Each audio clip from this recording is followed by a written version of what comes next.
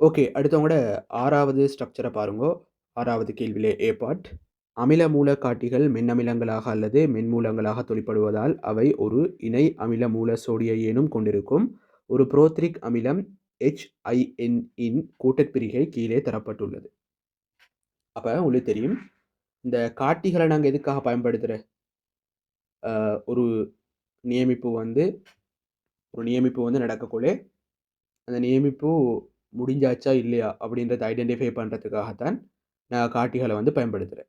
சரியா? இந்த காட்டிகள பயன்படுத்துறதன் மூலம் இப்ப இந்த காட்டிகள் இருக்குதானே, இந்த காட்டிகள் வந்து பொதுவாக வந்து மென்னமிலங்களாக அல்லது மென்மூலங்களாக வந்து காணப்பட போகுது. அப்ப அவங்க வந்து என்ன செய்யும்ன்னு சொன்னா, கரைசல் வந்து அமில ஊடகத்தில் இருக்கக்கூடிய ஒரு நிறத்தையும், மூல ஊடகத்தில் இருக்கக்கூடிய இன்னமொரு நிறத்தையும் காட்டும். சரியா? அப்ப கரைசல் வந்து எப்ப அமிலத்தன்மையிலிருந்து மூலத்தன்மைக்கு மாற்றம் அடையுமோ, அந்த சந்தர்ப்பத்தில வந்து அந்த காட்டி வந்து நிறமாற்றத்த வந்து காட்டும். விளங்கிச்சா? ஓகே. அப்ப இதான் வந்து இந்த காட்டிகள் சம்பந்தமான விஷயங்கள். நான் காட்டிகள பயன்படுத்தி தான் ஒரு தாக்கத்தில வந்து ஒரு நியமிப்பிட வந்து முடிவு புள்ளிய வந்து ஐடென்டிஃபை பண்றேன். எங்களுக்கு சமவெளி புள்ளி ஐடென்டிஃபை பண்றது கஷ்டம்.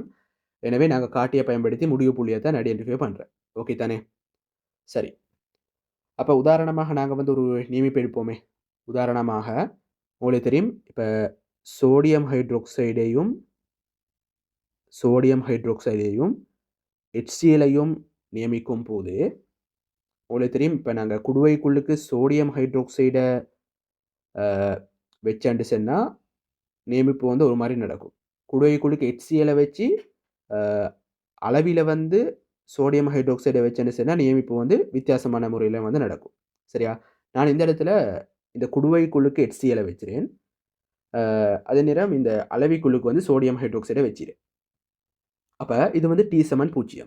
அதாவது T= 0 செகண்ட்ல இப்படி ஒரு செட்டப் ஒண்ணு இருக்குது. அப்ப இந்த செட்டப்ல வந்து உங்களுக்கு தெரியும், அ குடுவைக்குள்ளுக்கு HCl மட்டும் தானே காணப்படுற. அப்ப குடுவைக்குள்ளுக்கு HCl மட்டும் இருந்துன்னு சொன்னா, என்ன விஷயம்? குடுவைக்குள்ளுக்கு HCl மட்டும் இருக்கக்குள்ள, குடுவைக்குள்ளுக்கு கரைசல்ட pH வந்து ஒரு அமில pH ஆக வந்து காணப்பட போகுது. இப்ப நான் வந்து என்ன செய்ய போறேன்னு சொன்னா, இந்த அளவில காணப்படுற அந்த பைப்பிக்கு தனியா அத வந்து நான் லூஸ் பண்ண போறேன். அத லூஸ் பண்ணிட்டேன்னு சொன்னா என்ன நடக்கும்? அதுக்குள்ள சோடியம் ஹைட்ராக்சைடு வந்து படிப்படியாக வந்து குடுவைக்குள்ளுக்கு வந்து ட்ராப் ஆகும். அப்ப உங்களுக்கு தெரியும், குடுவைக்குள்ளுக்கு ட்ராப் ஆக என்ன நடக்கும்? HClலும் சோடியம் ஹைட்ராக்சைடும் தாக்கம் அடைஞ்சு நடுநிலையாக்கப்படும். சரியா? அப்ப எந்த கட்டத்தில வந்து ஃபுல்லாக நடுநிலையாக்கப்படும்? எப்ப குடுவைக்குள்ள காணப்படுற HClட மொத்த மூலும் சோடியம் ஹைட்ராக்சைடோட தாக்கம் அடையுதோ, அந்த சந்தர்ப்பத்தில தான் குடுவை வந்து அந்த குடுவைக்குள் இருக்கிற கரைசல் வந்து மொத்தமாக வந்து நடுநிலையாக்கப்படும். சரி, அதாவது இந்த தாக்கம் கம்ப்ளீட்டாக நடக்கிறது எப்பன்னு சொன்னா, இந்த தாக்கம் கம்ப்ளீட்டாக நடந்து முடியிறது எப்பன்னு சொன்னா, HClட மூல் வந்து குடுவைக்குழு காணப்பட்ட HClட மொத்த மூலம் சோடியம் ஹைட்ராக்சைடோட தாக்கம் அடைஞ்சு முடியக்கூடிய தான் இந்த மாதிரியான ஒரு தாக்கம் வந்து நடக்க போகுது. சரியா? ஓகே. அப்ப உங்களுக்கு தெரியும், ஆரம்பத்தில குடுவைட pH என்ன? pH வந்து 7 விட குறைவு இல்லையா? காரணம் என்னன்னு சொன்னா, உங்களுக்கு தெரியும், ஆரம்பத்தில குடுவைக்குழுக்கு HCl மட்டும் தான் காணப்படுற. அப்ப T= 0ல pH வந்து மிகவும் குறைவு. அதாவது அமில pH ஆக வந்து காணப்பட போகுது. அதே நேரம் சமோல புள்ளி அடையக்கூடிய, அதாவது HClலும் NaOHம் முற்றாக தாக்கம் அடைகிற சந்தர்ப்பத்தில் உங்களுக்கு தெரியும், இப்ப HCl வந்து ஃபுல்லாக NaOHோட தாக்கம் அடைஞ்சாச்சு. அப்ப குடுவைக்குழுக்கு யார் மட்டும் காணப்படும்? HCl எல்லாம் நாங்க போடுற சோடியம் ஹைட்ராக்சைடோட ஃபுல்லா தாக்கம் அடைஞ்சு கம்ப்ளீட் ஆகியாச்சு. இப்ப குடுவைக்குழுக்கு சோடியம் குளோரைட் மட்டும் தான் இருக்கு. உங்களுக்கு தெரியும், சோடியம் குளோரைட் வந்து நீர்ல வந்து நீர் பகுப்படையாது. அப்ப அவருடைய pH என்ன? 7ஆக வந்து காணப்பட போகுது. அப்ப சமவெளி புள்ளியில pH வந்து 7க்கு சமன். சமவெளி புள்ளியில pH வந்து 7க்கு சமன். அதுக்கு மேலதிகமாகவும் நாங்க சோடியம் ஹைட்ராக்சைட போட்டுக்கொண்டே போனோம்னு சொன்னா என்ன நடக்கும்? உங்களுக்கு தெரியும், இப்ப சோடியம் ஹைட்ராக்சைடு நாங்க போட்டான்னு சொன்னாலும் அவரோட தாக்கம் அடையறதுக்கு குடுவைக்குழுக்கு அமிலங்கள் இல்ல. அப்ப நாங்க சோடியம் ஹைட்ராக்சைடு இதுக்கு மேல போட்டுக்கொண்டே போகணும்னு சொன்னா, உதாரணமா சொல்லுவோமே, இந்த சமவெளி புள்ளி கிடைச்சிற நேரம் வந்து T= 20 செகண்ட் அப்படின்னு சொன்னா, நாங்க 20 செகண்டுக்கு மேலதிகமாக 25 செகண்ட் வரை காட்டியும் நாங்க சோடியம் ஹைட்ராக்சைட போட்டுக்கொண்டே போனோம்னு சொன்னா, pH வந்து எப்படி மாறும்? pH வந்து 7 விட கூடவாகும். அதாவது ஊடகம் வந்து மூல ஊடகமாக மாறும். அப்ப பாருங்கோ, ஆரம்பத்தில அமில ஊடகமா இருந்து மூல ஊடகமாக மாறப்படுது. அப்ப இவ்விடத்துல வந்து அமில ஊடகம் மூல ஊடகமாக மாறுறது தானே.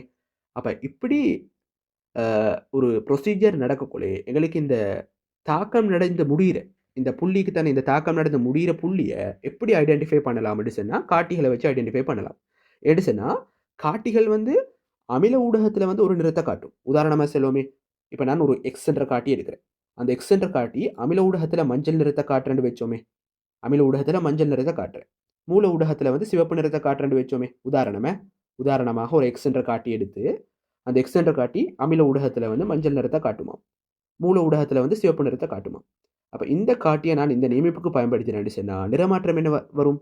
இது தாக்கம் நடந்து கொண்டே இருக்கக்கூட, அதாவது T7 பூச்சியதுலேருந்து T7 25 செகண்ட் வரை காட்டியும் தான் இந்த தாக்கம் நடக்கிறேன்.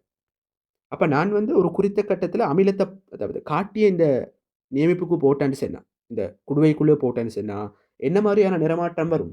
மஞ்சள் நிறம் வந்து அந்த மஞ்சள் நிற கரைசல் வந்து சிவப்பு நிறமாக மாறும். அப்போ அந்த மாறுற சந்தர்ப்பம் என்ன? இந்த சந்தர்ப்பத்தில் தான், அதாவது முடிவு புள்ளியில தான் அந்த நிறமாற்றம் வந்து எங்களுக்கு தென்படும். காரணம் என்ன? இப்போ ஆரம்பத்தில் T7 பூஜ்ஜியத்திலேருந்து 20வது செகண்ட் வரை காட்டியும் கரைசல் நிறம் மஞ்சள். எப்போ அந்த ஒரு ட்ராப் சோடியம் ஹைட்ரோக்சைடு முடிவு புள்ளி பிறகு புளூரோ அப்போ தான் மொத்த கரைசலும் மூலமாக மாறுற. அப்போ மொத்த கரைசலும் மூலமாக மாறக்குள்ளே தான் அந்த நிறமாற்றம் வந்து எங்களுக்கு தென்படும். அது வரை காட்டியும் நிறம் என்ன? அது வரை காட்டியும் அந்த குடுவையிட நிறம் வந்து மஞ்சள் நிறம். அது வரை காட்டியும் அந்த குடுவைக்குள்ளே காணப்பட்ட கரைசல் நிறம் வந்து மஞ்சள் நிறம். இது எப்போ வரை காட்டியும் T7 பூஜ்ஜியத்திலேருந்து T7 20 வரை காட்டியும் குடுவையிட கரைசல் நிறம் வந்து மஞ்சள். எப்போ எல்லாம் நடுநிலையாக்கப்பட்டது பிறகு ஒரு ட்ராப் சோடியம் ஹைட்ரோக்சைடு விழுகிறோ அந்த சந்தர்ப்பத்தில் மொத்த கரைசலும் மூலமாக மாறிடும். அப்போ மொத்த கரைசலும் மூலமாக மாறினடுச்சுன்னா மூல ஊடகத்தில் இந்த காட்டிட நிறம் என்ன? சிவப்பு நிறம். அப்போ மஞ்சள் நிற கரைசல் அப்படியே சிவப்பு நிறமாக வந்து படிப்படியாக மாறிக்கொண்டே போகும். சரியா? படிப்படியாக மாறிக்கொண்டே போகும். அதே நேரம் இந்த காட்டிகளுக்கு வந்து இடைப்பட்ட நிறங்களும் இருக்குது. அது சம்பந்தமான விஷயங்களையும் நாங்கள் இந்த கேள்விகள் செஞ்சு கொண்டு போகக்குள்ளே பார்த்து கொண்டு வருவோம். சரியா? அப்போ இந்த காட்டிகள் சம்பந்தமான விஷயங்கள் உங்களுக்கு கிளியர் தானே? காட்டிகள் சம்பந்தமான விஷயங்கள் இப்போ உங்களுக்கு கிளியராக இருக்கணும். ஓகே, அப்போ பாருங்க, இவ்விடத்தில் வந்து ஒரு புரோத்திரிக் அமிலம் HIN சம்பந்தமான விஷயங்கள் தரப்பட்டிருக்குது. அட கூட்டப்பிரிகை தாக்கத்தையும் அவங்க தந்தீர். அதாவது இவங்க சிம்பிளாக என்ன செல்ல வரேன்னு சொன்னால் இந்த காட்டியை வந்து ஒரு மென்னமிலமாக கன்சிடர் பண்ண சொல்லிடு. இப்போ நாங்கள் வளமையாக மென்னமிலம் என்று சொன்னால் எப்படி அதை குறியீடை போடுறேன்? இப்போ இந்த அசிட்டிக் அமிலம் அந்த மாதிரியான மென்னமிலங்களில் pH காண்ற சந்தர்ப்பத்தில் எல்லாம் நாங்கள் எப்படி குறியீடு போடுறேன்? HAன்னு போடுறோம் இல்லையா? அதே மாதிரி தான் இந்த இடத்துல HAக்கு பதிலாக அந்த ஏக்கு பதிலாக IN அப்படின்னு போடுறேன். IN என்று போடுறதுக்கான காரணம் என்ன? உங்களுக்கு தெரியும், காட்டிகளுக்கு நாங்கள் இங்கிலீஷால் வந்து இண்டிகேட்டர் அப்படின்னு சொல்கிறோம். காட்டிகளுக்கு நாங்கள் இங்கிலீஷால் வந்து இண்டிகேட்டர் அப்படின்னு சொல்கிறோம். அப்போ அந்த இண்டிகேட்டரோட முதல் 2 எழுத்துக்களையும் IN அப்படின்னு அவங்க போட்டு HIN அப்படின்னு போட்டிடு. சிம்பிள், அவ்வளவுதான். அப்போ இந்த இண்டிகேட்டர் வந்து ஒரு மின் அமில இண்டிகேட்டராக வந்து காணப்பட போகுது. அப்போ அவங்க வந்து நீர்க்கரைசலில் எப்படியான தாக்கத்துக்கு உட்படும்ன்றதை தான் இந்த இடத்துல அவங்க காட்டிடு. ஓகே, அப்போ நாங்கள் கேள்விக்குழு வருவோம். அப்போ இந்த சமரி உங்களே விளங்கிச்சு தானே? எப்படி ஒரு காட்டி தொழிற்படுற, அது எப்படி நிறம் மாற்றம் ஏற்படுத்த போகிற அப்படின்ற விஷயங்கள் எல்லாம் இப்போ உங்களுக்கு கிளியராக இருக்கும். சரியா? நாங்கள் கேள்வி செய்யக்கூட இந்த விஷயங்கள் உங்களுக்கு இன்னும் கிளியர் ஆகும். ஓகே, பாருங்க. அப்போ நான் இவ்வளோ நேரமும் பண்பறி ரீதியாகத்தான் எப்படி நிறமாற்றம் நடக்கிறன்ற விஷயங்கள் எல்லாம் உங்களுக்கு எக்ஸ்பிளைன் பண்ணினேன். அளவரி ரீதியாக கணித்தல் மூலம் உங்களுக்கு சொல்லி காட்டல தானே? இப்போ நாங்கள் கணித்தல் ரீதியாக, அதாவது ஃபிசிக்கல் கெமிஸ்ட்ரி ரீதியாக வந்து எப்படி இந்த நிறமாற்றங்கள் எல்லாம் நடக்க போகுது, அது சம்பந்தமான ரசாயனங்கள் என்னன்றதெல்லாம் நாங்கள் இப்போ பார்த்து கொண்டு வருவோம். ஓகே, இது ஒரு தரமான கேள்வி உண்டு. 2026ஆம் ஆண்டு ரோயல் காலேஜ் பேப்பரில் வந்த கேள்வி உண்டு. அதனால தான் நான் இந்த கேள்வியை போட்டிறேன். சரியா? மிக முக்கியமான கேள்வி. இதுவரை காட்டியும் இந்த மாதிரியான கேள்விகள் உங்களோட பாஸ் பேப்பரில் கூட வந்ததில்லை. இந்த காட்டிகள் சம்பந்தமான கேள்விகள் உங்களோட பாஸ் பேப்பரில் வந்தில்லை. இந்த வருடம் எக்ஸ்பெக்ட் பண்ணலாம். இந்த மாதிரியான கேள்வி உண்டு இந்த வருடம் வந்து உங்களோட பேப்பரில் வந்து எக்ஸ்பெக்ட் பண்ணலாம். ஓகே, பாருங்கள் உங்களோட முதலாவது கேள்வியை. சமநிலை மாறிலி KIN, சாரி விடத்தில் KIN எடுத்து தந்திக்குது, HIN அப்படின்ட்டு வரணும். அதை மாற்றிக்கோங்க. HIN இச்கான கோவை ஒன்றை எழுதுக. சரி KIN தான். சரி ஓகே, சமநிலை மாறிலி KINக்கான கோவை ஒன்றை எழுதுக. இப்போ நாங்கள் ஒரு மின்னமிலம் ஒன்று எடுத்தானே நான் K எடுத்தானே வரேன். அதே மாதிரி இந்த இடத்துல KIN எடுத்து தரப்பட்டிருக்குது. சரிதானே? ஓகே, அப்போ பாருங்க, சமநிலை மாறிலி KINக்கான கோவை ஒன்றை எழுதுக அப்படின்னு சொல்லிடு. அப்போ நாங்கள் எப்படி ஒரு மின்னமிலத்தில் கூட்டற்பிரிகை மாறிலிக்கு KAக்கான கோவை எழுதுகிறோம், அதே மாதிரி இந்த இடத்துல நாங்கள் இந்த இந்த மின்னமில காட்டிக்கும் KIN-க்குரிய கோவை எழுதினா சரி. கோவை எப்படி வரும்? KIN சமன் H3O + A செறிவு H3O + A செறிவு IN - A செறிவின் கீழ் HIN A செறிவு. இதுதான் KIN-க்குரிய அந்த கோவையாக வந்து வரப்போகுது. சரியா? இதுதான் சமநிலை மாறிலி KIN-க்குரிய கோவையாக வந்து வரப்போகுது. இப்போ ரெண்டாவது கேள்வியை பாருங்க. இதிலிருந்து pH Saman PKIN + log IN - செறிவின் கீழ் HIN செறிவு எனும் தொடர்பை பெறுக அப்படின்னு சொல்லிடு. இதுவும் சிம்பிளான விஷயம். நீங்கள் ஒரு மின்னமிலத்தை எடுத்துன்னு சொன்னால் மின்னமிலத்தில் KA-க்குரிய கோவை எப்படி வரும்? A- செறிவு இன்ட்டு H3O + A செறிவு கீழ் HA செறிவு அப்படின்னு சொல்லி வரப்போகுது. அப்போ இதை வச்சு நாங்கள் எப்படி அந்த pH-க்கான கோவை எடுக்கிற அது எல்லா விஷயமும் உங்களுக்கு தெரியும் தானே. அப்போ அதே மாதிரி தான் நாங்கள் இந்த இடத்துலையும் pH-க்கான கோவை எடுக்கணும். ஓகே, சிம்பிளான விஷயம் தான். உங்களுக்கு பேசிக்கான விஷயம் தெரியும் என்று சொன்னால் இந்த கேள்விகளை செய்கிறது கஷ்டமான விஷயமா இல்லை. ஓகே, இப்போ நாங்கள் கோவை எடுப்போம். அப்போ pH-க்கான கோவை தேவைன்னு சொன்னால் நாங்கள் முதலாவது என்ன செய்யணும்? H3O + செறிவுக்கான பெருமானம் ஒன்று எடுக்கணும் இல்லையா? அப்போ நான் என்ன செய்ய போகிறேன்னு சொன்னால் இந்த கோவையில் வந்து H3O + செறிவை வந்து எழுவாய் மாற்றம் செய்ய போகிறேன். அப்படி எழுவாய் மாற்றம் செஞ்சேன்னு சொன்னால் H3O + A செறிவு சமன் KIN இன்ட்டு HIN A செறிவின் கீழ் IN - A செறிவு அப்படின்னு சொல்லி வரப்போகுது. இப்படி தான் நம்மளோட கோவை வந்து வரப்போகுது. இப்படி தான் நம்மளோட கோவை வந்து வரப்போகுது. சரியா? சிம்பிளான விஷயம். இப்படி தான் நம்மளோட கோவை வந்து வரப்போகுது. ஓகே, பாருங்க. இப்படி தான் நம்மளோட கோவை வந்து வரப்போகுது. அடுத்து நாங்கள் இப்போ என்ன செய்யணும்? இப்போ pH-க்கான கோவை தானே எடுக்கணும். அப்போ pH-க்கான கோவை எடுக்கணும்னு சொன்னால் நாங்கள் என்ன செய்யணும்? இப்போ உங்களுக்கு தெரியும் pH Saman -log10 H3O + A செறிவு. இதுதான் pH-க்கான கோவை. அப்போ pH-ஐ நாங்கள் இந்த கோவையிலேருந்து எடுக்கணும்னு சொன்னால் மொத்த கோவையை வந்து -log10ஆல் வந்து பெருக்கணும். அப்போ மொத்த கோவையை -log10ஆல் பெருக்கினேன்னு சொன்னால் -log10 H3O + A செறிவு சமன் -log10 KIN. இவ்விடத்துல மல்டிப்ளிகேஷன் இருதால ப்ளஸ் அப்படின்னு சொல்லி வரப்போகுது. உங்களுக்கு தெரியும் log எடுக்கக்குள்ளே அந்த மல்டிப்ளிகேஷன் சிம்பிள் வந்து ப்ளஸ் ஆக மாறும்.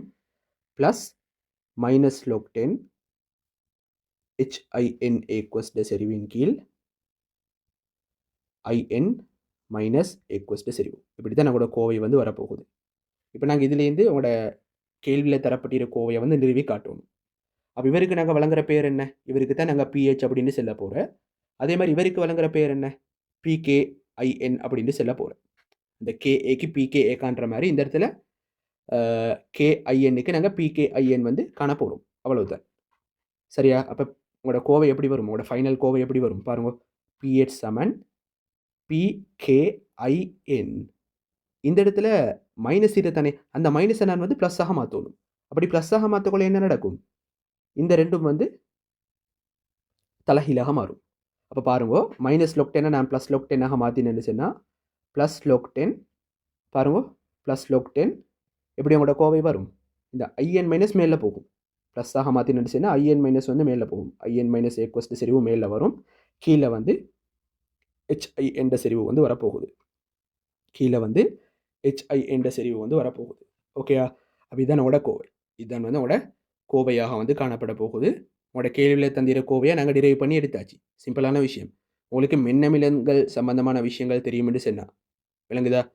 அந்த மின்னமிலங்களோட கூட்டுப்பிரிகை மாறிலிகள், அதே நேரம் அதுக்கான கோவைகள் எடுக்கிறது உங்களுக்கு லேசாக இருந்தேன்னு சொன்னால் இந்த கேள்வியை உங்களுக்கு இலகுவாக செஞ்சுட்டு போகலாம். ஓகே தானே? இப்போ உங்களோட மூணாவது பாட்டை பாருங்க. குறித்த காட்டியானது அமில ஊடகத்தில் சிவப்பு நிறத்தையும் மூல ஊடகத்தில் மஞ்சள் நிறத்தையும் இடைப்பட்ட மாறுநிலை பகுதியில் செம்மஞ்சள் நிறத்தையும் காட்டுகிறது. இந்நிறங்களுக்கு பொருத்தமான இனங்களை மேலே உள்ள தாக்கத்திலிருந்து பெற்று எழுதுக அப்படின்னு சொல்லிடுறேன். பாருங்க, இடத்துல என்ன சொல்லிடுறேன்னு சொன்னால் அமில ஊடகத்தில் வந்து இந்த காட்டி சிவப்பு நிறத்தை காட்டுறான், மூல ஊடகத்தில் மஞ்சள் நிறத்தை காட்டுறான், மாறுநிலை பகுதியில் வந்து செம்மஞ்சள் நிறத்தை காட்டுறான். இந்த நிறங்களுக்கு பொருத்தமான இனங்களை கேட்டீர். அப்போ பாருங்க, அமில ஊடகத்தில் இந்த தாக்கத்துக்கு என்ன நடக்கும்? இப்போ நாங்கள் இந்த காட்டியை வந்து அமில ஊடகத்தில் போட்டேன்னு சொன்னால் உங்களுக்கு தெரியும், ஆல்ரெடி அமில ஊடகம் இப்போ உதாரணமாக செல்லுமே ஒரு HCl கரைசலுக்குள்ளுக்கு நாங்கள் இந்த காட்டியை போட்டோன்னு சொன்னால் இந்த காட்டி வந்து இந்த மாதிரியான கூட்டுப்பிரிகை தாக்கத்துக்கு உட்படும். அதே நேரம் உங்களுக்கு தெரியும் அமில ஊடகத்தில் வந்து H3O+ செறிவு கூடுதலாக வந்து காணப்பட போகுது. விளங்குச்சா? நான் சொல்கிற விஷயங்களை தெளிவாக விலகிக் கொள்ளுங்க. இப்போ நான் இந்த காட்டியை கொண்டு போய் என்ன செய்ய போகிறேன்? HCl போன்ற அமிலங்களில் வந்து போட போகிறேன். அப்போ நான் அமில மூடில் போட்டேன்னு சொன்னால் உங்களுக்கு தெரியும் இப்போ அதில் இருக்கிறதும் நீர்க்கரைசல் தானே. அப்போ நீர்க்கரைசலில் வந்து இந்த கூட்டுப்பிரிகை தாக்கம் வந்து அப்படியே நடக்கும். அதில் எந்த பிரச்சனையும் இல்லை. ஆனால் அமிலம் அப்படின்ட்டு வரக்குள்ளே அந்த அமிலத்துக்குள்ளுக்கு H3O+ செறிவு வந்து உயர்வாக காணப்பட போகுது. அப்போ அந்த இடத்துல என்ன நடக்கும்? பொதுவாயின் விளைவு ஒன்று ஏற்படும் இல்லையா? பொதுவாயின் விளைவு ஒன்று ஏற்பட போகுது. பொதுவாயின் விளைவு ஒன்று ஏற்பட்டான்னு சொன்னால் உங்களுக்கு தெரியும் இந்த இடத்துல விளைவுகளோட செறிவு கூடுற H3O+ செறிவு கூட. அப்போ என்ன நடக்கும்? இந்த சமநிலை தாக்கம் வந்து பித்திசைக்கு நகரும். இலிச்செட்டலின் தத்துவம்படி சமநிலை தாக்கம் பித்திசையில் நகர்ந்து இந்த KI என்ற செறிவு வந்து கூடுதலாக வரும். அப்போ இந்த KI என்ற செறிவு கூடுதலாக இருக்கிறதால அமில ஊடகத்தில் அவர் வந்து அந்த HI என்ற செறிவு கூடுதலாக வரும். KIN அல்ல, HI என்ற செறிவு கூடுதலாக வரும். அப்போ அந்த HI என்ற செறிவு கூடுதலாக வரக்கூடிய என்ன நடக்கும்? அவருடைய நிறத்தை வந்து அமில ஊடகத்தில் இந்த காட்டி காட்டும். அப்போ இடத்துல பாருங்க என்ன சொல்லிடுறேன்னு சொன்னால் அமில ஊடகத்தில் சிவப்பு நிறத்தை காட்டுறேன்னு சொல்லிடு. அப்போ அமில ஊடகத்தில் சிவப்பு நிறம் வரதுக்கு காரணம் என்ன? இந்த HIN தான் காரணம். உங்களுக்கு தெரியும் தானே. இப்போ அமில ஊடகத்தில் வந்து என்ன நடக்கும்? H3O+ செறிவு கூட. அப்போ தாக்கம் இலிச்செட்டலின் தத்துவம்படி பித்திசையில் நகரும். எனவே HI என்ற செறிவு கூடுதலாகிக்கும். அப்போ இந்த இந்த HI என்ற அந்த அந்த கூறு தான் வந்து அமில ஊடகத்தில் சிவப்பு நிறத்துக்கு காரணமான கூறு. அப்போ இந்த இடத்துல பாருங்க இந்த நிறங்களுக்கு பொருத்தமான இனங்களை இனம் காண்கன்னு சொல்லியிருத்தானே. அப்போ சிவப்பு நிறத்துக்கு பொருத்தமான இனம் என்ன? HIN தான் சிவப்பு நிறத்துக்கு பொருத்தமான இனம். அடுத்து மஞ்சள் நிறம் எப்போ வர? மஞ்சள் நிறம் வந்து மூல ஊடகத்தில் வர. அப்போ இந்த காட்டியை நான் மூல ஊடகத்தில் போட்டால் என்ன நடக்கும்? இந்த காட்டியை நான் மூல ஊடகத்தில் போட்டால் என்ன நடக்கும்? உங்களுக்கு தெரியும் மூல ஊடகத்தில் வந்து OH- இருக்குது. அப்போ இந்த OH- என்ன செய்யும்? இந்த தாக்கத்தில் உருவாகிற H3O+ஓட சேர்ந்து தாக்கம் அடைந்து இந்த தாக்கத்தில் இருக்கிற H3O+ செறிவை வந்து குறைச்சும். அப்போ விளைவுகளோட செறிவு குறைஞ்சன்னு சொன்னால் இலிச்செட்டலின் தத்துவம் படி விளைவுகளோட செறிவை கூட்டுற மாதிரி தாக்கம் முத்திசிலம் நடக்கணும். அப்போ தாக்கம் முத்திசிலம் நடந்தன்னு சொன்னால் IN- செறிவு கூடுதலாக உருவாக்கப்படும். அப்போ IN- தான் அந்த மஞ்சள் நிறத்துக்கான காரணம். விளங்குதா? IN- தான் மஞ்சள் நிறத்துக்கான காரணம். அப்போ மஞ்சள் நிறத்துக்கு காரணம் என்ன? IN-. இப்போ அடுத்து என்ன கேட்டீங்கன்னு சொன்னால் செம்மஞ்சள் நிறத்துக்கு காரணம் என்னன்னு கேட்டீங்க. இந்த செம்மஞ்சள் நிறம் எப்படி உருவாக்கப்படுற? இடைப்பட்ட மாறநிலை பகுதியில் தான் செம்மஞ்சள் நிறம் வந்து உருவாக்கப்படுற. அப்போ இந்த இடைப்பட்ட மாறநிலை புள்ளி எது? இடைப்பட்ட மாறநிலை புள்ளி எது?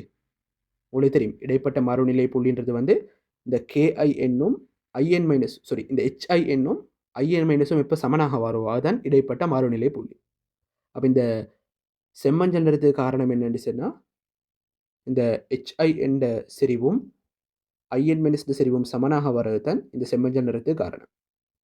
இதுதான் இந்த செம்மஞ்சள் நிறத்துக்கு காரணம். ஓகேயா? சரி. இப்போ உங்களோட 4வது கேள்வியை பாருங்க. பின்வரும் ஒவ்வொரு சந்தர்ப்பத்துக்கும் பொருத்தமான நிறங்களை குறிப்பிடுக அப்படின்னு சொல்லிடுற. அப்போ நாங்கள் நிறங்களை வந்து பார்த்துக்கொள்வோம். முதலாவது சந்தர்ப்பத்தை பாருங்க. முதலாவது சந்தர்ப்பம் இந்த செறிவுகளுக்கு இடையிலான விகிதம் 10க்கு சமனாக அல்லது 10ஐ விட கூடுதலாக இருக்கக்குள்ள நிறத்தை கேட்டீர். அப்போ உங்களுக்கு தெரியும் இந்த செறிவுகளுக்கு இடையிலான விகிதம் 10க்கு எப்போ சமனாக வர பாருங்க. உங்களுக்கு தெரியும் இதுதான் கோவை, இதுதான் pHக்கான கோவை. அப்போ உங்களுக்கு தெரியும் pH வந்து கூட வாய்ந்தன்னு சொன்னா, அதாவது இப்போ pH எப்போ கூடவா வர? மூல ஊடகத்தில் தான் pH வந்து கூடுதலாக வரும். மூல ஊடகத்தில் தான் pH வந்து கூடுதலாக வரும். அப்போ சிம்பிளாக செல்ல போனோன்னு சொன்னால் இப்போ இந்த இடைப்பட்ட மாறநிலை புள்ளி எப்போ உருவாக்கப்படுற? இந்த செம்மஞ்சள் நிறம் எப்போ உருவாக்கப்படுற? இந்த ரெண்டு நிறம் செறிவுகள் சமனாய்க்கக்குள்ளே தான் அந்த செம்மஞ்சள் நிறம் வந்து உருவாக்கப்படுற. அப்போ செம்மஞ்சள் நிறம் உருவாக்கப்படக்குள்ளே pH என்ன? பாருங்க பார்க்க. செம்மஞ்சள் நிறம் உருவாக்கப்படக்குள்ளே pH என்ன? இப்போ செம்மஞ்சள் நிறம் உருவாக்கப்பட்ட சந்தர்ப்பத்தில் இந்த ரெண்டு கூறுகள்டையும் செறிவுகள் சமன். அப்போ ரெண்டும் கேன்சல் ஆகும். அப்போ கேன்சல் ஆகி நினச்சுன்னா பெருமானம் 1 சொல்லி வரும். அப்போ log 1 பெருமானம் எத்தனை? log 1 பெருமானம் 0 சொல்லி வரும். அப்போ 0 சொன்னால் அப்போ இந்த செம்மஞ்சள் நிறம் பெறப்பட்ட சந்தர்ப்பம் என்ன? pH வந்து pKIN-க்கு சமனாக வரக்குள்ளே தான் pH வந்து pKIN-க்கு சமனாக வரக்குள்ளே தான் செம்மஞ்சள் நிறம் வந்து பெறப்படுற. அப்போ இதே விட pH கூடி நடிச்சுன்னா என்ன நிறம் பெறப்படும்? இதே விட pH கூடி நடிச்சுன்னா மஞ்சள் நிறம் பெறப்படும். இதே விட பிஹெச் குறைஞ்சிருந்துச்சுன்னா சிவப்பு நிறம் வந்து பெறப்படும். அப்போ இதே விட பிஹெச் குறையிறப்ப இந்த பிஹெச் பெருமானம் இந்த பிகேஐஎன்னை விட எப்போ குறையிற இந்த பெருமானம் வந்து மைனஸில் வரக்குள்ளே குறையும். அப்போ இந்த பெருமானம் மைனஸில் வரணும்னு சொன்னால் என்ன நடக்கணும்? இந்த இந்த இந்த லொக் இந்த லொக் அப்படின்னு சொல்லி இந்த இந்த இடத்துல இந்த ஒரு போர்ஷன் ஒடிக்கு தானே, இந்த போர்ஷன் மைனஸில் வர சந்தர்ப்பத்தில் தான் பிஹெச் குறைஞ்சி சிவப்பு நிறம் வந்து தென்படும். அப்போ இந்த போர்ஷன் வந்து மைனஸ் ஆகணும்னு சொன்னால் இந்த ஹெச்ஐ என்ற செறிவு கூடுதலாக ஆயிக்கணும் ஐஎன் மைனஸ் செறிவை விட. விளங்குதா? அப்போ ஹெச்ஐ என்ற செறிவு ஐஎன் மைனஸை விட எப்போ கூடுதலாக வாரோ அந்த சந்தர்ப்பத்தில் தான் இந்த பெருமானம் வந்து மறை பெருமானமாக மாறும். இப்போ உதாரணமாக நான் சொல்கிறேனே, ஐஎன் மைனஸ் செறிவு 1, ஹெச்ஐ என்ற செறிவு 10 சொன்னால் பெருமானம் எத்தனை? 0.1 சொல்லி வரும். அப்போ 0.1 சொன்னால் அட லொக் பெருமானம் என்ன? -1. அப்போ -1 சொன்னால் பாருங்கள் பிஹெச் வந்து எத்தனை வரும்? பிகேஐஎன் -1 அப்படின்னு சொல்லி வரும். அதாவது பிஹெச் வந்து அந்த செம்மஞ்சள் நிறத்துக்குரிய பிஹெச்சை விட குறையுது. அப்போ அந்த சந்தர்ப்பத்தில் நிறம் எப்படி வரும்? சிவப்பு நிறமாக வந்து வரப்போகுது. அப்போ இந்த முதலாவது உதாரணத்தை பாருங்க. முதலாவது உதாரணத்தில் பாருங்க, இந்த ரெண்டுக்கும் இடையிலான விகிதம் 10 அல்லது 10 விட கூட, அதாவது ஹெச்ஐ என்ற செறிவு கூட.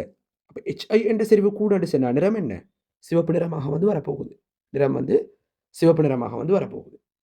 அதே மாதிரி நீங்கள் ரெண்டாவது சந்தர்ப்பத்தை பாருங்க. ஐஎன் மைனஸ் செறிவு ஹெச்ஐஎன்னை விட கூட.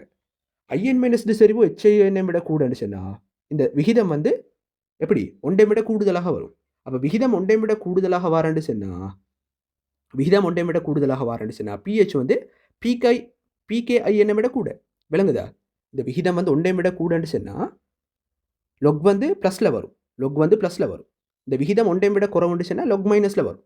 அப்போ எப்பெல்லாம் லொக் ப்ளஸில் வரும் அப்பெல்லாம் நிறம் வந்து அந்த என்ன நிறமாய்க்கும்? மஞ்சள் நிறமாக வந்து காணப்பட போகுது. அந்த சந்தர்ப்பத்தில் பிஹெச் வந்து பிகேஐஎன்னை விட கூட. உதாரணமாக சொல்லுவோமே, ஆரம்பத்தில் நான் உதாரணமாக எடுத்த மாதிரி இந்த இடத்துல நான் எப்படி எடுக்க போகிறேன்னு சொன்னால் இவருடைய செறிவை 10 எடுக்க போகிறேன், இவருடைய செறிவை 1 எடுக்க போகிறேன். அப்போ விகிதம் என்ன? 10. 10 லொக் பெருமானம் 1. அப்போ அந்த சந்தர்ப்பத்தில் பிஹெச்சுக்கான கோவை எப்படி வரும்? பிஹெச் சமன் பிகேஐஎன் +1 அப்படின்னு சொல்லி வரப்போகுது. விளங்குதா? அப்போ இந்த சந்தர்ப்பத்தில் நிறம் வந்து மஞ்சள் நிறமாக வந்து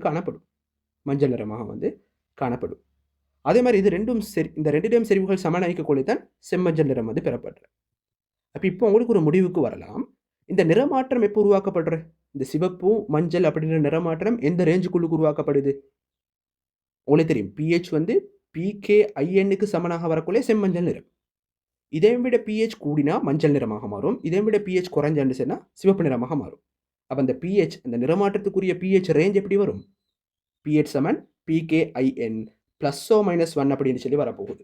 ப்ளஸ்ன்னு சொன்னால் மஞ்சள் நிறம், பிகேஐஎன்னை விட பிஹெச் கூடன்னு சொன்னால் நிறம் வந்து மஞ்சள் நிறம், குறைவுன்னு சொன்னால் சிவப்பு நிறமாக வந்து வரப்போகுது. இவ்வளவு தான் இந்த காட்டிகள் சம்பந்தமான விஷயங்கள். சிம்பிளான விஷயம். சரியா? தெளிவாக விலகி கொள்றதை ட்ரை பண்ணுவோம். இப்போ கூட 5வது கேள்வியை பாருங்க. குறித்த அமில மூல நியமிப்பின் சமவெளி புள்ளியில் பிஹெச் தெரியுமாயின் காட்டி ஒன்றை எவ்வாறு தெரிவு செய்வதென விளக்குக அப்படின்னு கேட்டீர். அப்போ இடத்துல என்ன கேட்டீர்ன்னு சொன்னால், ஒரு அமில மூல நியமிப்பில் சமவெளி புள்ளியில் பிஹெச் வந்து தெரியும். இப்போ எங்களுக்கு சோடியம் ஹைட்ரோக்சைடு டேம் HCl டேம் நியமிப்பின் போது சமவெளி புள்ளியில் பிஹெச் வந்து தெரியும். அது எல்லா சந்தர்ப்பத்திலையும் 7 அப்படின்னு சொல்லி தான் வரப்போகுது. எல்லா சந்தர்ப்பம் சொன்னால் 25°C அந்த பெருமானம் வந்து 7க்கு சமனாக வரப்போகுது. ஓகேயா? அப்போ 7க்கு சமனாக வரப்போகுது. அப்போ 7 சொன்னால், இப்போ 7 சொன்னால் உங்களுக்கு தெரியும், அதுதான் வந்து சமநிலை புள்ளி இல்லையா? அப்போ அந்த சமநிலை புள்ளியில் தான் நிறமாற்றம் வந்து ஏற்பட போகுது. அந்த ரேஞ்சுக்குள்ளே தான் நிறமாற்றம் வந்து ஏற்பட போகுது. அப்போ அதுக்கு பொருத்தமான அந்த நிறமாற்றத்தை காட்டுறதுக்கு பொருத்தமான காட்டியை நாங்கள் எப்படி சூஸ் பண்ணணும்னு சொன்னால், இப்போ காட்டி வந்து ஒரு நிறமாற்றத்தை காட்டுறதானே, ஒரு குறித்த பிஹெச் ரேஞ்சுக்குள்ளே தான் காட்டி வந்து நிறமாற்றத்தை காட்டும். அப்போ அந்த காட்டிட நிறமாற்ற அந்த ரேஞ்சுக்குள்ளுக்கு நியமிப்புட சமவெளி புள்ளி வந்து இன்க்ளூட் ஆகணும். விளங்குதா? இப்போ காட்டி உதாரணமாக சொல்லுவோமே, காட்டி வந்து பிஹெச் 6.1 7 வரை காட்டியமான அந்த பிஹெச் ரேஞ்சுக்குள்ளுக்கு தான் நிறமாற்றத்தை காட்டுறேன்னு சொன்னால், இந்த ரேஞ்சுக்குள்ளுக்கு அந்த குறித்த நியமிப்புட சமவெளி புள்ளி வந்து காணப்படும். உதாரணமாக சொல்லுவோமே, சமவெளி புள்ளி 6.5 சொன்னால், இந்த சமவெளி புள்ளி 6.5 சொன்னால் இந்த பிஹெச் ரேஞ்சுக்குள்ளுக்கு நிறமாற்றத்தை காட்டக்கூடிய காட்டிகளை எங்களே பயன்படுத்தலாம். சரியா? அப்போ இப்போ நான் சொல்கிறேனே, இப்போ பிஹெச் வந்து 7 தானே, வன்கார வண்ணமில நியமிப்பின் போது சமவெளி புள்ளியில் பிஹெச் வந்து 7. அப்போ இந்த சமோல புள்ளிக்குரிய பிஹெச் பெருமானம் வந்து ஒரு குறித்த காட்டிட நிறமாற்ற பிஹெச் ரேஞ்சுக்குள்ளுக்கு இருந்தேன்னு சொன்னால் அதுதான் பொருத்தமான காட்டி. இப்போ உங்களுக்கு இந்த இடத்துல ஒரு அட்டவணை ஒன்று தந்திரு தானே, இந்த அட்டவணையை வச்சு எங்களுக்கு பொருத்தமான காட்டி ஐடென்டிஃபை பண்ணலாம். பாருங்க, இந்த இடத்துல பாருங்க, இந்த இடத்துல பாருங்க, இந்த புரோமோ தைமேல் நீளம் அப்படின்னு சொல்லியிருத்தானே, அவருடைய பிஹெச் ரேஞ்சை பாருங்க பார்க்க 6லேருந்து 7.6 வரை காட்டி. அப்போ அந்த ரேஞ்சுக்குள்ளே தான் அவர் நிறமாற்றத்தை காட்ட போகுது. அவர் அமிலத்தில் வந்து ஒரு நிறத்தை கொண்டிருக்கும், மூலத்தில் ஒரு நிறத்தை கொண்டிருக்கும். இந்த ரேஞ்சுக்குள்ளே தான் அவர் வந்து நிறமாற்றத்தை வந்து காட்ட போகுது. அப்போ இந்த ரேஞ்சுக்குள்ளுக்கு எங்கட வன்கார வண்ணமில நியமிப்புட பிஹெச் இந்த சமோல புள்ளியில பிஹெச் ஈக்குதா ஈக்குது இல்லையா? உங்களுக்கு தெரியும் வன்கார வண்ணமில நியமிப்புட சமோல புள்ளியில பிஹெச் வந்து 7. அப்போ அந்த 7ன்றது வந்து இந்த ரேஞ்சுக்குள்ளுக்கு இன்க்ளூட் ஆகுது. அப்போ எங்களுக்கு என்ன செய்யலாம்? இதை வந்து பொருத்தமான காட்டியாக பயன்படுத்தலாம். சரியா? அதுலேயும் மிக பொருத்தமான காட்டி எப்படி ஐடென்டிஃபை பண்ணுறேன்னு சொன்னால், அந்த காட்டியோட பிகேஐஎன்இக்கு தானே, அது வந்து சமோல புள்ளியில பிஹெச்சுக்கு சமனாக வர டைமில் அதை வந்து எங்களுக்கு பொருத்தமான காட்டியாக வந்து உபயோகப்படுத்தலாம். சரியா? ஓகே. இப்போ இடத்துல நாங்கள் எழுதி கொள்வோம். உங்களோட விட எப்படி வரப்போகிறோன்னு சொன்னால், ஒரு குறித்த அமிலமூல நியமிப்பின் சமோல புள்ளியில் பிஹெச் பெருமானம் தெரியுமாயின் காட்டி ஒன்றை எவ்வாறு தெரிவு செய்வதென விளக்குக. அப்போ எப்படி தெரிவு செய்யணும்னு சொன்னால், காட்டியின் நிறமாற்றத்துக்குரிய pH வீச்சினுள் காட்டியின் நிறமாற்றத்துக்குரிய pH வீச்சினுள் நியமிப்பின் சமோல புள்ளி அடங்குமாயின்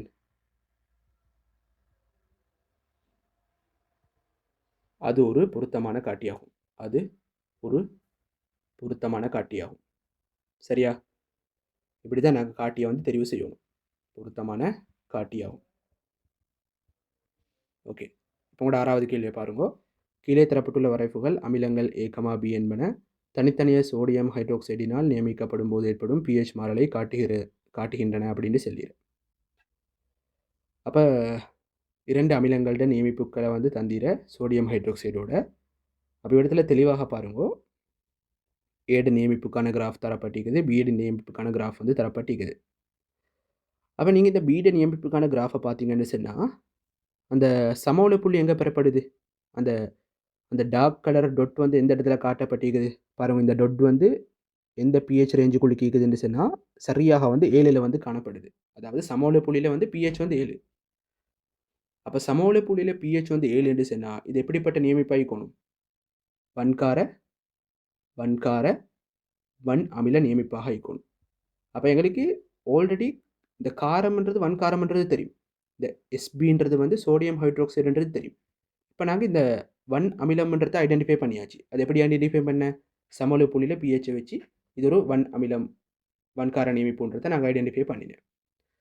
ஓகே. அதே மாதிரி இந்த ஏட நியமிப்பை பாருங்க. ஏட நியமிப்பை பொறுத்த மட்டும் சமோல புள்ளியில் பிஹெச் எத்தனை? சமோல புள்ளியில் பிஹெச் வந்து பாருங்க, இந்த இடத்துல வந்து 8க்கும் 10க்கும் இடையில தான் சமோல புள்ளியில் பிஹெச் வந்து காணப்படுது. அப்போ இந்த பெருமானமே எத்தனை?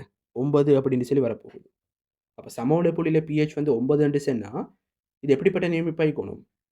வன்கார மென் அமில நியமிப்பாக இருக்கணும். வன்கார மென் அமில நியமிப்பின் போது தான் சமோல புள்ளியில் பிஹெச் வந்து 7ஐ விட கூடுதலாக வந்து காணப்பட போகுது.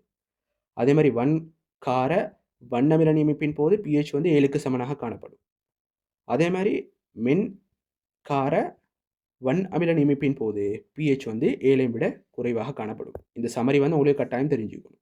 சரியா? இந்த சமரி வந்து கட்டாயம் தெரிஞ்சுக்கணும். அதாவது ஒவ்வொரு நியமிப்புகளின் போதும் சமோல புள்ளியில் பிஹெச் வந்து எப்படி காணப்படும் என்ற அந்த பேசிக்கான ஐடியா வந்து உங்களுக்கு கட்டாயம் தெரிஞ்சுக்கணும். கேள்விகள் செய்கிறதுக்கு MCQ கேள்விகள் அதே மாதிரி எஸ்ஏ கேள்விகளை செய்கிறதுக்கு இது கட்டாயம் தேவை. பாருங்க, வன்கார வண்ணமில நியமிப்புன்னு சொன்னால் சமோல புள்ளியில் பிஹெச் 7. வன்கார மென்னமில நியமிப்புன்னு சொன்னால் சமோல புள்ளியில் பிஹெச் 7ஐ விட கூட. மென்கார வண்ணமில நியமிப்புன்னு சொன்னால் பிஹெச் வந்து 7ஐ விட குறைவு. சரியா? ஓகே. சரி, இப்போ நாங்கள் ஒவ்வொரு கேள்விகளாக பார்ப்போம். அமிலம் ஏக்கு உதாரணம் ஒன்றை தருகன்னு சொல்லிடுறேன். இப்போ அமிலம் ஏன்றது வந்து மென்னமிலம்ன்றது தெரியும் தானே. அப்போ மென்னமிலம் என்று சொன்னால் எங்களுக்கு நிறைய உதாரணங்களை போடலாம். இந்த எசட்டிக் அமிலம் வந்து ஒரு மின்னமிலம். எசட்டிக் அமிலம் வந்து ஒரு மின்னமிலம். அதே மாதிரி HCOOHும் ஒரு மின்னமிலம். அப்போ இந்த மாதிரியான ஒரு மூல மின்னமிலங்களை வந்து எங்களுக்கு உதாரணமாக போடலாம். சரியா, ஒரு மூல மின்னமிலங்களை உதாரணமாக வந்து எங்களே போடலாம். ஒரு மூல மின்னமிலங்களை உதாரணமாக போடலாம். இது மாதிரி இன்னும் நிறைய உதாரணங்கள் இருக்குது, உங்களே போடலாம், பிரச்சனை இல்லை. அடுத்து அமிலம் பிக்கான உதாரணம் ஒன்றை தருகண்டு சொல்லல. அமிலம் பின்றது வந்து ஒரு வன்மூலம் தானே. அப்போ கட்டாயம் அது வந்து ஒரு ஓர் மூல வன் அமிலமாக வந்து இருக்கணும். அப்போ உங்களுக்கு இந்த இடத்துல எந்த ஓர் மூல வண்ணமிலத்தையும் உதாரணமாக போடலாம். HCl அந்த மாதிரியான எந்த ஒரு மூல வண்ணமிலத்தையும் உதாரணமாக கொடுக்கலாம். அதுக்குன்னு சொல்லி H2SO4 போடலுமா? H2SO4 போடலாம். H2SO4 போட்டேன்னு அது பிள்ளை. காரணம் என்ன? இவர் வந்து இருமூல வண்ணமிலம். எங்களுக்கு இந்த இடத்துல நாங்கள் ஐடென்டிஃபை பண்ணிடுறது ஒரு மூல வண்ணமிலங்கள் தான் உதாரணமாக வரையலும். அப்போ H2SO4 வரையலுமா? ஏலா. அவர் வண்ணமிலம் என்று சொன்னாலும் அவர் வந்து இருமூல வண்ணமிலம்ன்றதால ஆன்சராக வராது. இப்போ கூட மற்ற கேள்வியை பாருங்கள். 3வது கேள்வி, சில அமில மூலக்காட்டிகளின் pH வீச்சு கீழே தரப்பட்டுள்ளது. அப்போ உங்களுக்கு தெரியும், இந்த இடத்துல காட்டிகள் தரப்பட்டிருக்குது, அவங்களோட pH வீச்சுக்கள் தரப்பட்டிருக்குது, pKiன் பெருமானங்கள் தரப்பட்டிருக்குது. இப்போ உங்களோட பாட்டை பாருங்க. நியமிப்பு ஏக்கு மிகவும் பொருத்தமான காட்டி அது. அப்போ நான் உங்களுக்கு சொல்லி தந்ததானே பொருத்தமான காட்டிகள் எப்படி தெரிவு செய்யணும்ன்ற விஷயத்த உங்களுக்கு ஆரம்பத்திலே நான் சொல்லி தந்தேன். அப்போ நாங்கள் என்ன செய்யணும்? முதலாவது இப்போ நியமிப்பு ஏ சம்பந்தமாகத்தானே பேசுகிறேன். அப்போ நாங்கள் என்ன செய்யணும்? நியமிப்பு ஏல சமவெளி புள்ளியை வந்து ஐடென்டிஃபை பண்ணணும். பாருங்க, நியமிப்பு ஏல சமவெளி புள்ளி என்ன? நியமிப்பு ஏல சமவெளி புள்ளி வந்து சமவெளி புள்ளியில் pH வந்து 9. சமவெளி புள்ளியில் pH வந்து 9. அப்போ இந்த பெருமானம் வந்து ஒரு காட்டிட pH ரேஞ்சுக்குள்ளுக்கு இன்க்ளூட் ஆகினு சொன்னால் அதை பொருத்தமான காட்டியாக வந்து எங்களே பயன்படுத்தலாம். அப்போ எங்களுக்கு இந்த முதலாவது காட்டியை பயன்படுத்தலுமா? இந்த தைமோல் நீலமன்றத்தை பயன்படுத்தலுமா? ஏலா என்று சொன்னால் அவரோட pH ரேஞ்சுக்குள்ளுக்கு எங்களோட சமவெளி புள்ளிக்குரிய pH இல்லை. அதே மாதிரி இந்த 2வது காட்டியும் பயன்படுத்தலாம். 3வது காட்டியை பயன்படுத்தலுமா? ஏலா. 4வது மேலா, 5வது மேலா, 6வது மேலா? அப்போ பொருத்தமான காட்டி அது இந்த ஃபினோப்தலின் காட்டி தான் பொருத்தமான காட்டி.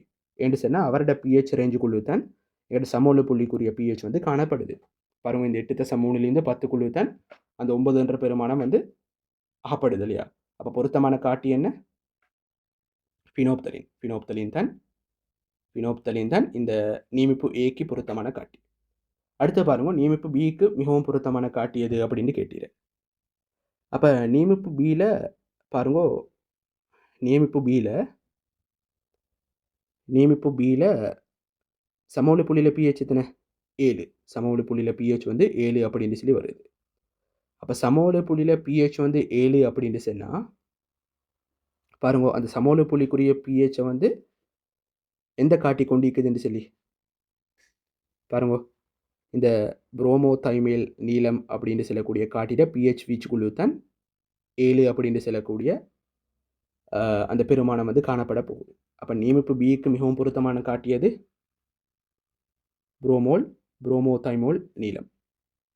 புரோமோதைமோல் ப்ளூ அப்படின்னு சொல்லக்கூடிய காட்டி தான் இந்த இடத்துல பொருத்தமான காட்டி.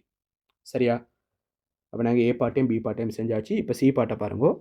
ஏ நியமிப்பு குடுவையில் 25 cm³ சோடியம் ஹைட்ரோக்சைடு சேர்த்த போது pH யாதாக இருக்கும்? பாருங்க பார்க்க. ஏட நியமிப்பு குடுவையில் 25 cm³ சோடியம் ஹைட்ரோக்சைடு சேர்த்த போது pH வந்து யாதாக இருக்கும்னு கேட்டீர்.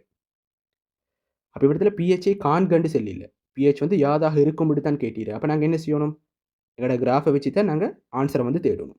இப்போ pHஐ காண்கண்டு சொன்னால் நாங்கள் கோவைகள் எல்லாம் போட்டு பிரதியீடு செஞ்சு ஆன்சரை வந்து காணணும். அப்போ இடத்துல என்ன கேட்டீர்? அந்த கமெண்ட் என்ன? உங்கள்கிட்ட அந்த என்ன மாதிரி கேள்வி கேட்டிருக்காங்க? ஏட நியமிப்பு குடுவையில் 25 cm³ சோடியம் ஹைட்ரோக்சைடு சேர்க்கும் போது pH வந்து எந்த பெருமானமாக ஈக்கலாம்னு தான் கேட்டீர். அப்போ இப்போ கிராஃபை பாருங்க பார்க்க. உங்களோட கிராஃபில் இந்த இடத்துல அந்த டொட்டை வந்து கொஞ்சம் பிழையாக மார்க் பண்ணிக்குது, டைப்பிங் மிஸ்டேக் உண்டு. இந்த டொட் எங்கே வரணும்னு சொன்னால் சரியாக இந்த நடுப்புள்ளியில் வரணும். சரியா? அப்போ இந்த நடுப்புள்ளியில் பாருங்க, சேர்க்கப்பட்டுள்ள இந்த சோடியம் ஹைட்ரோக்சைடு கனவளவு என்ன? 25 cm³. அப்போ 25 cm³ சோடியம் ஹைட்ரோக்சைடு சேர்க்கப்படக்குள்ளே pH பெருமானத்தை பாருங்க. pH பெருமானம் இந்த ரேஞ்சுக்குள்ளுக்கு சரியாக வரப்போகுது. இந்த சரியாக நடுப்புள்ளியில் வரப்போகுது. அப்போ பிஹெச் பெருமானத்தை எங்களுக்கு 4.5க்கு சமனாக எடுக்கலாம். 4.5க்கு சமனாக வந்து எங்களுக்கு எடுக்கலாம். பிஹெச் பெருமானத்தை 4.5க்கு சமனாக வந்து எடுக்கலாம். ஓகே, அப்போ ஏட நியமிப்பு குடுவையில் 25 சென்டிமீட்டருக்கு சோடியம் ஹைட்ராக்சைடு சேர்த்த போது பிஹெச் வந்து என்ன? பிஹெச் வந்து 4.5 வந்து காணப்பட போகுது. அதே நேரம் நாங்கள் இந்த புள்ளிக்கு வந்து ஒரு ஸ்பெஷலான பேர் ஒன்று சொல்கிறேன். இப்போ உங்களுக்கு தெரியும் தானே, இந்த நியமிப்பில் வந்து சமவெளி புள்ளி பெறப்படுறது சோடியம் ஹைட்ராக்சைடு 50 சென்டிமீட்டர் கியூபை சேர்க்கக்கொள்ள. அப்போ சோடியம் ஹைட்ராக்சைடு 50 சென்டிமீட்டர் கியூபை சேர்க்கக்கொள்ள சமவெளி புள்ளி பெறப்பட்டுச்சுன்னா அதோட அரைவாசி கனவளவை சேர்க்கக்கொள்ளே அந்த இடத்துக்கு நாங்கள் செல்வது வந்து அரை சமவெளி புள்ளின்னு சொல்லி. அப்போ அரை சமவெளி புள்ளியில் பிஹெச் பெருமானம் வந்து 4.5. அப்போ இந்த அரை சமவெளி புள்ளியில் பிஹெச்சை காண்றதுக்கு ஒரு ஸ்பெஷலான சமன்பாடு ஒன்று இருக்குது. சரியா? அரை சமவெளி புள்ளியில் பிஹெச் வந்து எதுக்கு சமனாக ஆயிக்கும்னு சொன்னால் இந்த மின்னமிலத்தில் பிகே ஏட பெருமானத்துக்கு சமனாக காணப்பட போகுது. மின்னமிலத்தில் பிகே ஏட பெருமானத்துக்கு சமனாக வந்து காணப்பட போகுது. சரியா? அப்போ இதை வச்சு எங்களுக்கு பிஹெச்ட பெருமானத்தை மூணுமெண்டா கண்டுபிடிக்கலாம். இப்போ எங்களுக்கு எங்களுக்கு கேஏட பெருமானத்தை ஒன்றுமெண்டா காணலாம். இப்போ பிஹெச்ட பெருமானம் தெரியும் தானே, பிஹெச்ட பெருமானம் தெரியும் என்று சொன்னால் அது பிகேஏக்கு சமனாக காணப்பட போகுது. அப்போ இதை வச்சு எங்களுக்கு கேஏட பெருமானம், அதாவது இந்த மின்னமிலத்தில் கூட்டற்பிரிகை மாறிலிக்குரிய பெருமானத்தை எங்களுக்கு கண்டுபிடிக்கலாம். அப்போ பாருங்க, சி பார்ட் சரி தானே. இப்போ டி பார்ட்டை பாருங்க. பார்க்க டி பார்ட்டில் என்ன கேட்டீரன்னு சொன்னால் 25 பாகை செல்சியஸில் அமிலம் ஏயின் கூட்டற்பிரிகை மாறிலி கேஏயை கணிக்காண்டு செல்கிற. சிம்பிள். உங்களுக்கு தெரியும் 25 பாகை செல்சியஸில் அரை சமவெளி புள்ளியில் பிஹெச் எத்தனை? 4.5. அதே நேரம் அரை சமவெளி புள்ளியில் பிஹெச்சுக்கான கோவை என்ன? பிஹெச் சமன் பிகே ஏ அப்படின்னு சொல்லி வரப்போகுது. அப்போ இதை வச்சு எங்களுக்கு கேஏட பெருமானத்தை காணலாம். பிஹெச் வந்து 4.5, இது வந்து பிகேஏக்கு சமனாக காணப்படும். அப்போ பிகேஏக்கான கோவை என்ன? பிகேஏ சமன் -log10 கேஏ அப்படின்னு சொல்லி வரப்போகுது. அப்போ 4.5 சமன் -log10 கேஏ அப்படின்னு சொல்லி வரும். அப்போ கேஏக்கான பெருமானம் என்ன? கேஏ சமன் 4.5க்கு நாங்கள் என்ன செய்யணும்? -4.5க்கு நாங்கள் முரண்மடக்கை பார்க்கணும். முரண்மடக்கை பார்த்தோன்னு சொன்னால் உங்களுக்கு ஆன்சரை வந்து எடுத்துக்கொள்ளலாம். நீங்கள் முரண்மடக்கை பாருங்கள். உங்களோட பெருமானம் கிட்டத்தட்ட 3.16 தர 10⁵5 அப்படின்னு சொல்லி வரும். 3.16 தர 10⁵5 மூல் டெசிமீட்டர் -3 அப்படின்னு சொல்லி வரப்போகுது. இதுதான் நம்மளோட கேஏக்கான பெருமானம். இதுதான் நம்மளோட கேஏக்கான பெருமானம். சரியா? சின்ன விஷயம் ஒன்று தான். உங்களுக்கு பேசிக்கான ஐடியாஸ் தெரியும் என்று சொன்னால், பேசிக்கான ஐடியாஸ், அதாவது இப்போ இவ்விடத்தில் வந்து காட்டிகள் சம்பந்தமான விஷயங்கள் தரப்பட்டீர்னு சொல்லி நீங்கள் குழம்ப வேண்டிய அவசியம் ஒன்றும் இல்லை. உங்களுக்கு மின்னமிலங்களோட நியமிப்பு சம்பந்தமான விஷயங்கள் தெரியும். அதே நேரம் இந்த மின்னமிலங்களோட கூட்டற்பிரிகை சம்பந்தமான விஷயங்கள் எல்லாம் தெரியும் என்று சொன்னால் இந்த கேள்விகளை உங்களுக்கு இலகுவாக செஞ்சுட்டு போகலாம். ஓகேயா? இப்போ டி பார்ட்டும் சரி. அடுத்து இ பார்ட்டை பாருங்க. இ பார்ட்டில் என்ன சொல்லிடுறேன்னு சொன்னால் 25 பாகை செல்சியஸில் 0.1 மோல் டெசிமீட்டர் -3 அப்படின்னு சொல்லி வரணும். டைப்பிங் மிஸ்டேக் உண்டு. -3 KHCO 2 தந்திர. KHCO 3ன்னு மாற்றிக்கோங்க. KHCO 3ன்னு மாற்றிக்கோங்க. சரியா? KHCO 3 கரைசலை 0.1 மோல் டெசிமீட்டர் -3 HCl நியமிப்பு செய்வதற்கு பொருத்தமான காட்டி எது? நியமிப்புக்குரிய முடிவு புள்ளியில் pH பெருமானத்தை கணித்தல் வேண்டும் அப்படின்னு சொல்லிடு. பொருத்தமான காட்டியம் கேட்டீர, அதே நேரம் முடிவு புள்ளியில் pH பெருமானத்தையும் கேட்டீர. அப்போ நாங்கள் முதலாவது முடிவு புள்ளியில் pH பெருமானத்தை காணும். சரியா? அப்போ இவ்விடத்தில் என்ன சொல்லிடுறேன்னு சொன்னால் KHCO 3க்கும் HClக்கும் இடையிலான நியமிப்பு அப்படின்னு சொல்லிடு. அப்போ முதலாவது என்ன நடக்கும்? KHCO 3யும் HClவும் வந்து தாக்கமடைய போகுது. என்று சொன்னால் இந்த ரெண்டுக்கும் இடையில தானே நாங்கள் நியமிப்பு செய்ய போகிறோம். அப்போ இரண்டையும் தாக்கமடைய வச்சுன்னு சொன்னால் முடிவு புள்ளியில் எந்த மாதிரியான தாக்கங்கள் நடக்கும் பாருங்க. உங்களுக்கு தெரியும் KCl aqueous உருவாக்கப்படும். அதே நேரம் H2CO3 வந்து விளைவாக வந்து பெறப்படும். அப்போ உங்களுக்கு தெரியும் இந்த KCl அப்படின்றது வந்து நீர்ப்பகுப்படையாது. காரணம் என்னன்னு சொன்னால் அது ஒரு நடுநிலையான உப்பு. அப்போ யார் நீர்ப்பகுப்படைய போகுது? H2CO3 ஒரு மென்னமிலம். அப்போ அவர் தான் நீர்ப்பகுப்படைய போகுது. அப்போ H2CO3 நீர்ப்பகுப்படையும். உங்களுக்கு தெரியும் H2CO3 aqueous நீர்ப்பகுப்படையக்குள்ளே என்ன நடக்கும்? H+ஐயும் HCO3- aqueous-ஐயும் உருவாக்கும். HCO3- aqueous-ஐயும் உருவாக்கும். அதே மாதிரி HCO3- மேலதிகமாக வந்து நீர்ப்பகுப்படையும். நீர்ப்பகுப்படைஞ்சு H+ aqueous-ஐயும் CO3 2- உருவாக்கும். அப்போ இவ்விடத்தில் என்ன பிரச்சனைன்னு சொன்னால் உங்களோட தரவுல வந்து KAக்கான பெருமானம் தரப்பட்டிருக்குது. அதாவது இந்த கூட்டுப்பிற்கை தாக்கத்துக்கான KA பெருமானத்தை மட்டும்தான் அவங்க தந்தீர. இந்த ரெண்டாவது தாக்கத்தை அவங்க தந்தில்லை. அப்படி ரெண்டாவது தாக்கத்துக்கான KA பெருமானத்தை தராததுக்கான காரணம் என்னன்னு சொன்னால் இந்த ரெண்டாவது தாக்கம் மூலம் உருவாக்கப்படுற H+ செறிவு புறக்கணிக்கத்தக்கது. காரணம் என்ன? உங்களுக்கு தெரியும், இந்த ரெண்டாவது தாக்கத்தில் KA பெருமானம்ன்றது வந்து மிச்சம் சிறிசி. கிட்டத்தட்ட 4.7 தர 10⁻11 அப்படின்ற பெருமானத்தில் தான் வரும். எனக்கு சரியாக யாஃபாம் இல்லை.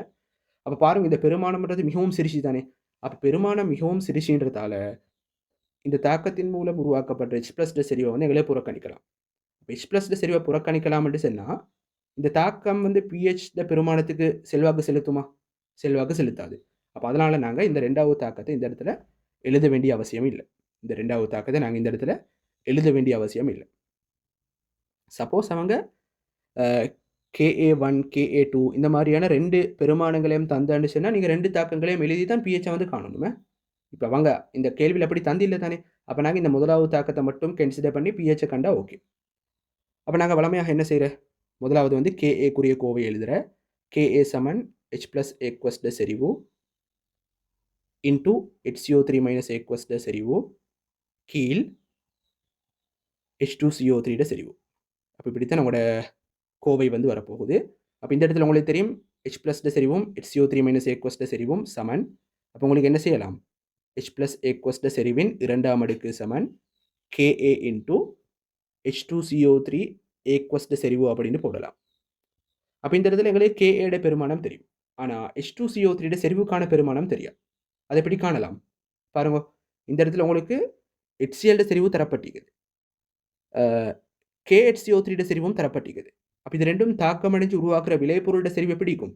இதில் அரைவாசியாக இருக்கும் இல்லையா? காரணம் என்னன்னு சொன்னால் இப்போ 2 சம கனவளவோட கலக்கிற சந்தர்ப்பத்தில் உங்களுக்கு தெரியும் கனவளவு டபுளாக மாறினு அடிச்சுன்னா செறிவு அரை மடங்காக மாறும்.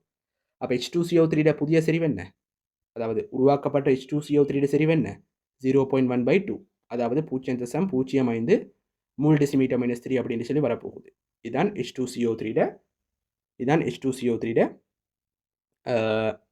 H2CO3 செறிவாக வந்து காணப்பட போகுது.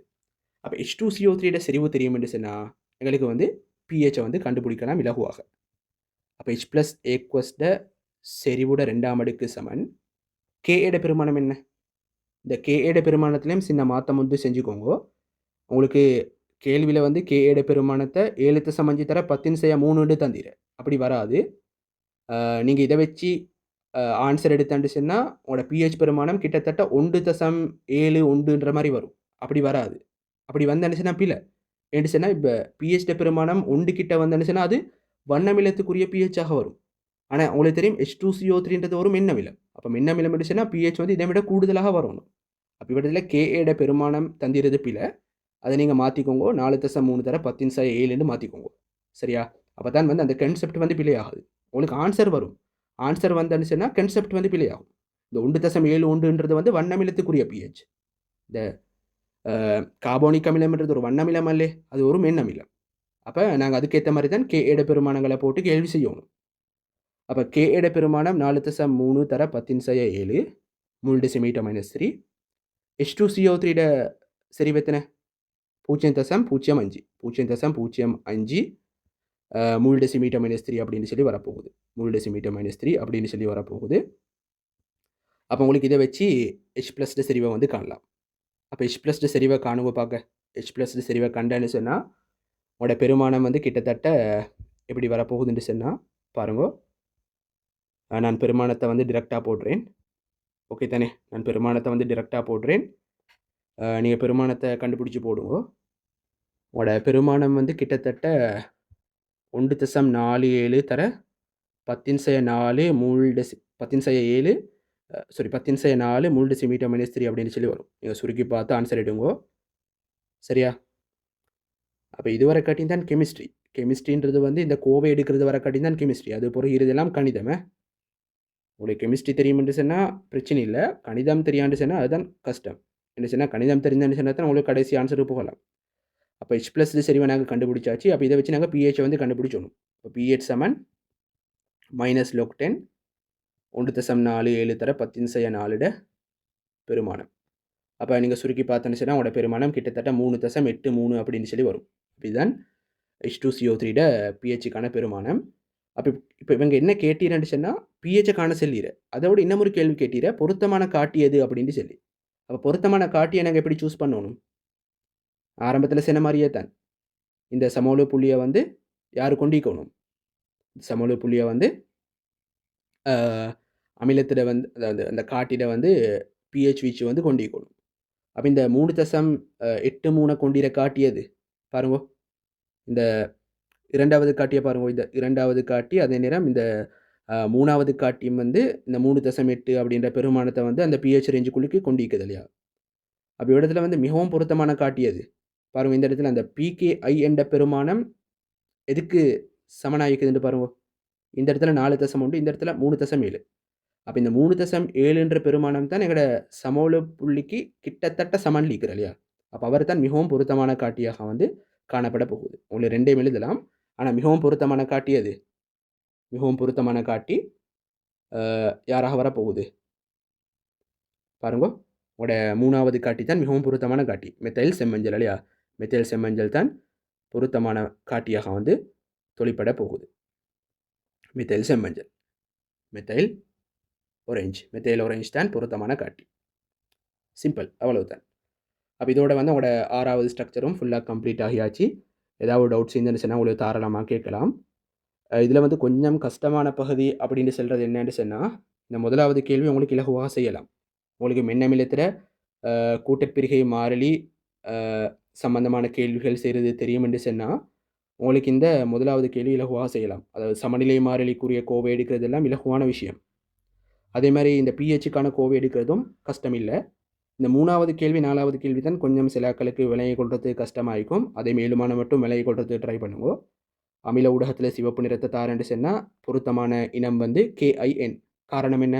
அமில ஊடகத்தில் வந்து உங்களுக்கு தெரியும் பொதுவாயின் விளைவால் வந்து H3O+ செறிவு கூடுதலாக வரும். எனவே இலைச்சேற்றலின் தத்துவம் படி விளைவுகளோட செறிவு குறையிற மாதிரி தாக்கம் பித்திசில நடக்கும்.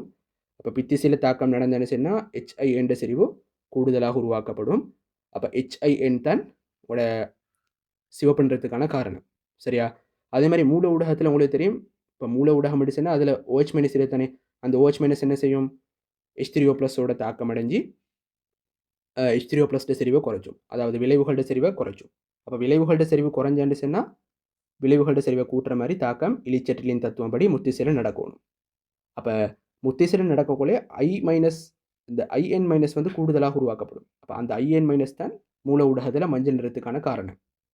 அதே நேரம் இந்த செம்மஞ்சள் நிறத்துக்கு காரணம் என்னன்னு சொன்னால் 2 செறிவுகளும் சமனாக வர சந்தர்ப்பத்தில் தான் உங்களுக்கு அந்த இடைப்பட்ட நிறம் வந்து பெறப்படும். சரியா? இடைப்பட்ட நிறம் எப்போ பெறப்படும் என்று சொன்னால் HIN-ம் IN- செறிவுகள் சமனாக வர சந்தர்ப்பத்தில் தான் இடைப்பட்ட நிறமான செம்மஞ்சள் நிறம் பெறப்படும். ஓகே தானே? அதே மாதிரி உங்களுக்கு இதை வச்சு 4வது கேள்வியும் செஞ்சு கொள்ளலாம். 5வது கேள்வியில் எந்த பிரச்சனையும் இல்லை. 5வது கேள்வியில் என்ன கேட்டீங்கன்னு சொன்னால் பொருத்தமான காட்டி எப்படி தெரிவு செய்கிறன்றது தான் 5வது கேள்வியில் கேட்கப்பட்டிருக்குது. அதே உங்களுக்கு சிம்பிளாக செய்யலாம். அடுத்து 6வது கேள்வியில் எந்த பிரச்சனையும் இல்லை தானே? 6வது கேள்வி வளமையாக வர கேள்வி தான். உங்களுடைய சேவினாக்கள்லேயும் இது மாதிரி நிறைய வந்திருக்குது, MCQலேயும் வந்திருக்குது. அப்போ உங்களுக்கு கிராஃபை வச்சு நியமிப்புக்களை ஐடென்டிஃபை பண்ணுற மெத்தடும் விளங்கிக்கும். சரியா? அப்போ அதே மாதிரி வந்து இது வண்ணமிலம் அப்படின்றத வந்து எங்களுக்கு இன்னும் ஒரு மெத்தட்லேயும் ஐடென்டிஃபை பண்ணலாம். இந்த ஆரம்பத்தில் pH பாருங்க பார்க்க. ஆரம்பத்தில் இந்த கிராஃப் ஸ்டார்ட் பண்ணுற சந்தர்ப்பத்தில் pH என்ன? pH வந்து கிட்டத்தட்ட 1 விட சிரிச்சு. அப்போ pH 1 விட சிரிச்சுன்னு சொன்னால் கட்டாயம் அந்த குடுவைக்குள்ளே காணப்படுற அமிலம் வந்து ஒரு வண்ணமிலமாக ஆயிக்கணும். அதே மாதிரி இந்த இடத்துல பாருங்க, இந்த நியமிப்பு ஏல அந்த சோடியம் ஹைட்ரோக்சைடு கனவுல 0 இருக்கக்குள்ளே pH பெருமானம் கிட்டத்தட்ட 3க்கு சமனாக இருக்குது. pH வந்து கூட தானே. இந்த பீட நியமிப்பை விட ஏட நியமிப்பில் ஆரம்பத்தில் pH கூட. அப்போ pH கூடன்னு சொன்னால் அதை வச்சு எங்களுக்கு பயன்படுத்தப்பட்ட அமிலம் வந்து மென்னமிலம் என்ற முடிவுக்கும் வரலாம். அப்போ 2 மெத்தடில் அமிலங்களை வந்து ஐடென்டிஃபை பண்ணலாம். முதலாவது சமவெளி புள்ளியை வச்சு ஐடென்டிஃபை பண்ணலாம், அல்லது வந்து இந்த கிராஃப்ட அந்த இனிஷியல் பாயிண்ட்டை வச்சும் எங்களுக்கு அமிலங்களோட வகைகளை வந்து ஐடென்டிஃபை பண்ணலாம். அப்போ இந்த கேள்வியெல்லாம் ஓகே. அடுத்த வந்து பொருத்தமான காட்டிகளை ஐடென்டிஃபை பண்ணுற விஷயமும் உங்களுக்கு தெரியும். மற்ற எல்லாம் வந்து சிம்பிளான விஷயங்கள் தான். ஓகே, அப்போ எங்களோட 6வது ஸ்ட்ரக்சரும் இப்போ ஃபுல்லாக கம்ப்ளீட் ஆகியாச்சு. அதே நேரம் எங்களோட ஃபிசிக்கல் கெமிஸ்ட்ரி ஸ்ட்ரக்சர் செமினாரும் இப்போ வந்து ஃபுல்லாக வந்து கம்ப்ளீட் ஆகியாச்சு. ஓகே, அப்போ நாங்கள் ஃபிசிக்கல் கெமிஸ்ட்ரி ஸ்ட்ரக்சர் செமினாரை முடிச்சிட்டோம். இப்போ உங்களுக்கு பேலன்ஸ் ஆகிறது வந்து ஆர்கானிக் கெமிஸ்ட்ரி ஸ்ட்ரக்சர் செமினார். இன்ஷால்லா அடுத்த வாரம் சனிக்கிழமை, அதாவது ஆகஸ்ட் மாதம் 8ஆம் தேதி உங்களுக்கு அதுக்குரிய வீடியோஸ் வந்து வழங்கப்படும். ஓகே, அப்போ நாங்கள் முடிச்சுக்கொள்வோம். ஜிசாக்கல்லா ஹைர்.